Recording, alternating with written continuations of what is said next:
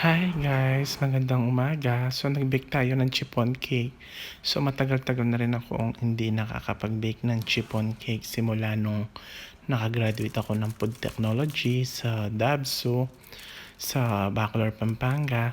So hindi na rin ako nakapag-bake kasi nga sa bahay namin wala naman kaming oven.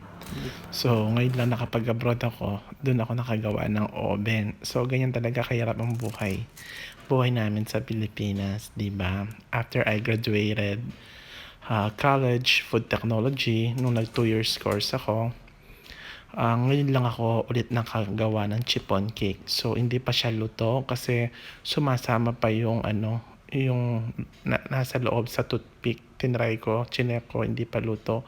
So yan, for today's video, please don't forget to follow my page Richie Luat, caregiver in Israel. Thank you. Bye.